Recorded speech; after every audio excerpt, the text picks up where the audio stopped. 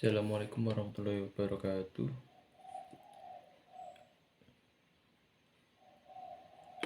Assalamualaikum warahmatullahi wabarakatuh. Nama saya Fadil Arifin Eka Putra. Asal saya dari Kota Malang. Prodi saya D4 TRO. Di video ini saya akan menjelaskan tentang refrigerators and heat pumps.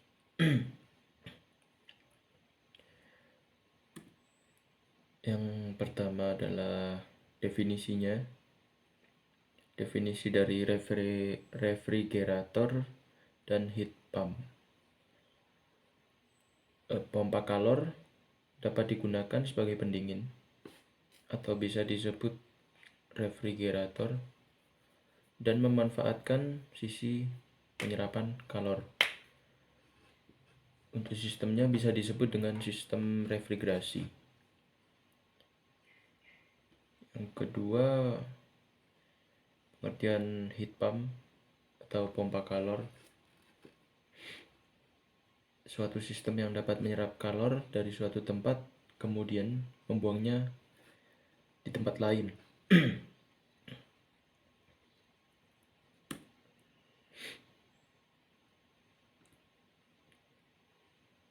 Contohnya untuk refrigerasi atau refrigerator adalah kulkas, kemudian AC, dan masih banyak lainnya yang sifatnya adalah membuang energi panas dari suatu ruangan menggunakan pompa kalor dibuang keluar ruangan sehingga di dalam ruangan tersebut menjadi dingin atau suhunya rendah. Kemudian kalau heat pump atau pompa kalor itu sendiri menghasilkan panas. Contohnya seperti kandang ayam. Kandang ayam itu lebih efektif menggunakan pompa kalor apabila ingin mendapatkan hangat yang sangat efektif atau sangat cepat. Kemudian contoh pompa kalor yaitu penghangat ruangan. Misalkan di luar negeri atau di negara yang musim atau cuacanya dingin, itu biasanya ada penghangat ruangan, dimana cara kerjanya dia memasukkan menyerap udara dari luar ruangan atau luar rumah, kemudian disedot oleh pompa kalor menggunakan usahanya berupa atau energi energi berupa listrik, dihangatkan masuk ke rumah dan menjadikan output di dalam rumah atau hasilnya adalah hangat ataupun temperaturnya tinggi. Kemudian ada hubungan antar kalor. Di situ tertulis W in atau W masuk sama dengan 0, maka TH atau suhu panas dan TL itu TL suhu dingin dan TS-nya suhu lingkungan di luar sistem.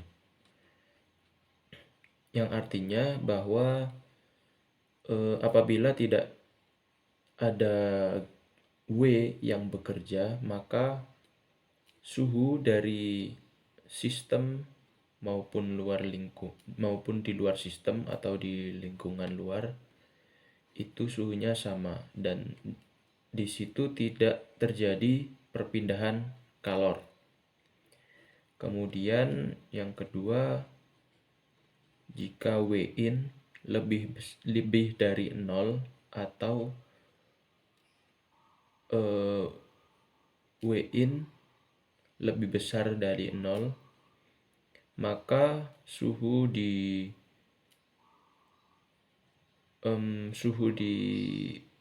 cold environment atau di tempat yang dingin, lingkungan yang dingin, lebih kecil dari suhu lingkungan di luar sistem.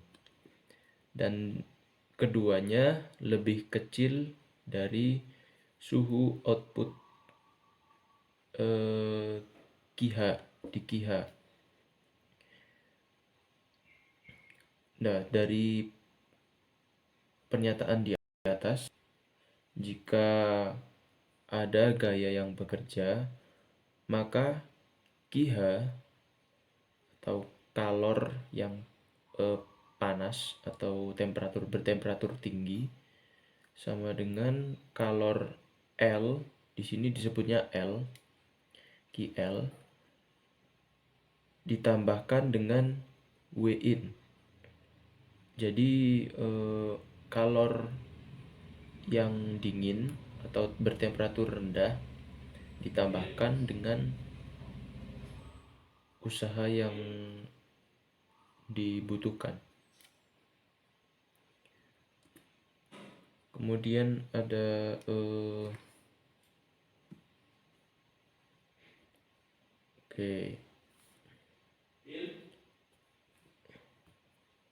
untuk menunjukkan seberapa baik performa dari suatu pompa kalor, maka dikenal dengan istilah COP atau Coefficient of Performance, atau dalam bahasa Indonesia disebut dengan koefisien kinerja. COP ini merupakan perbandingan antara output yang digunakan dengan input yang diberikan. Pada pompa kalor, input adalah kerja dan output dapat merupakan penyerapan kalor atau pembuangan kalor.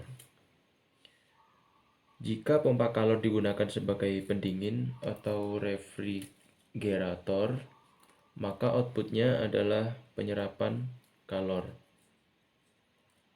Sebaliknya, jika pompa kalor digunakan sebagai pemanas, maka outputnya adalah pembuangan kalor. Oleh karena itu, COP dirumuskan sebagai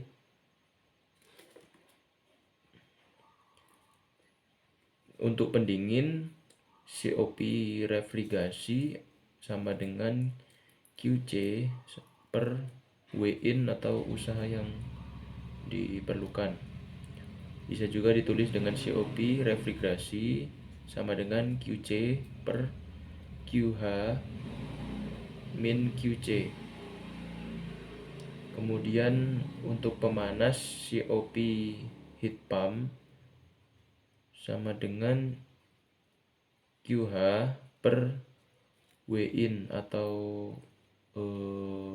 usaha yang kerja yang dibutuhkan. Bisa juga ditulis dengan COP heat pump sama dengan QH per QH min QC.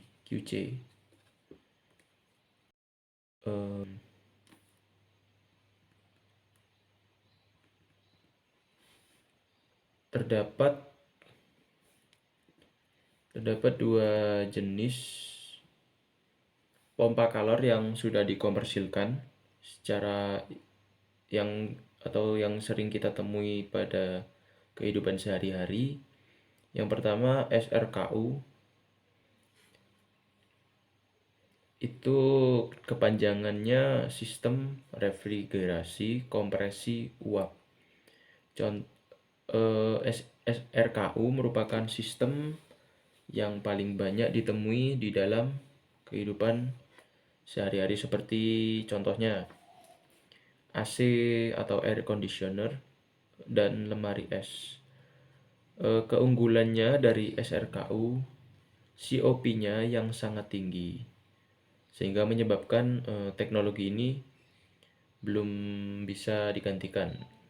Sedangkan kelemahannya, komponennya terlalu banyak dan tidak bisa diterapkan pada tempat-tempat yang sempit seperti di HP ataupun di laptop.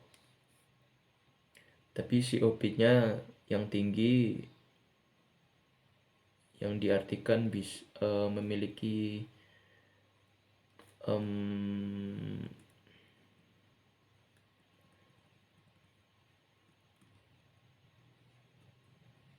memiliki performa yang baik. Memiliki performa pompa kalor yang baik. Kemudian contoh dari pompa kalor termoelektrik sering dijumpai sebagai pendingin elektronik ya, seperti prosesor. Di prosesor itu ada kalau yang di komputer atau PC itu menggunakan kipas biasanya. Keunggulannya adalah ukurannya kecil ya. Yang pertama, sangat mudah diterapkan dan cukup dicatu dengan listrik searah atau listrik DC. Namun COP-nya masih sangat kecil dibandingkan SRKU.